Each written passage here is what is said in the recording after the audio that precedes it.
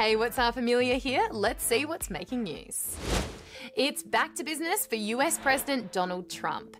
A few months ago, his fellow pollies accused him of misusing his presidential power in a process called impeachment. But now he's been found not guilty. Donald Trump has had a pretty interesting few months, but for now, he's come out on top. The real victor today was the American people, but also the Constitution, the office of the president, and of course the president himself. Today's acquittal means that President Trump will almost certainly still be president leading into the 2020 elections, something Trump quickly joked about on Twitter.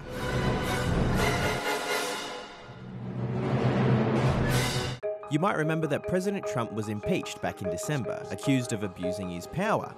And it went to trial in the Senate, but he was found not guilty on both of the charges made against him after the Senate held a vote. Donald John Trump, President of the United States, is not guilty as charged in the second article of impeachment. The result, while not unexpected, was controversial.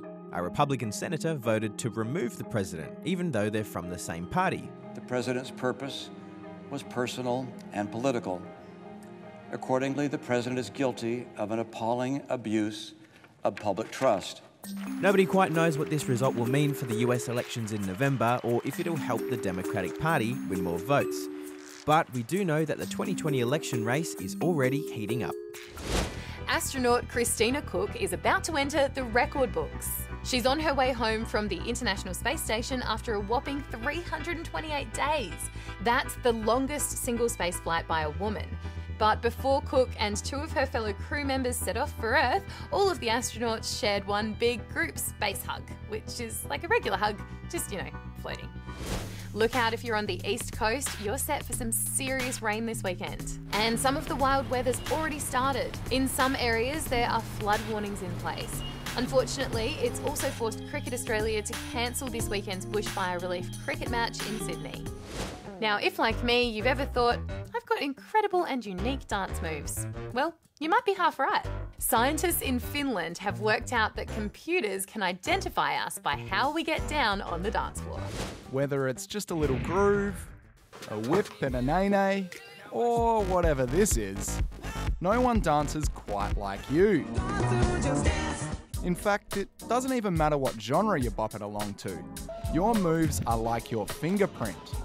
A study in Finland was trying to work out if computers can tell what sort of music was playing just by looking at people's dance moves. 73 participants boogie-woogied to genres like blues, jazz, pop and reggae to see if the computer could notice a difference. Basically, it couldn't. But what they did find was that 94% of the time, the computer could tell who the stick figure groover was. Some genres were a bit harder to work out who was dancing, like heavy metal, where participants opted for a simple headbang. But the researchers say that no matter the music, people move in a way that suits their body, and even their personality. That's what it's all about right there. So maybe one day, instead of facial recognition, we'll all be hitting that whoa just to unlock our phone. All right, it's time for a very transparent segment called Through the Glass.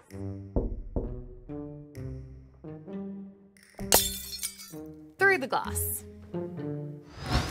Jellyfish. That's what you're looking at through the glass of this 6-metre-high aquarium. 10,000 of them, in fact. And it's not just any aquarium, it's an aquarium at a shopping mall in Prague. Apparently, it's completely round so that the jellyfish don't get stuck in the corners. Well, that would be way less visually appealing. What's better than one baby panda? Two baby pandas. Since the end of January, more than 35,000 people have queued to get a sight of these 5-month-old twins at Berlin Zoo, through the glass of their enclosure, of course. But behind the scenes, they have to be bottle-fed by staff once a day to make sure they grow up big and strong and just as cute. Looks like they've got a pretty good grip on that already. Finally, it's hit song Dance Monkey as told through glass bottles. And it's amazing. Dan Mace is a big fan of Tones and I, and his glass bottle rendition is making a lot of noise on YouTube.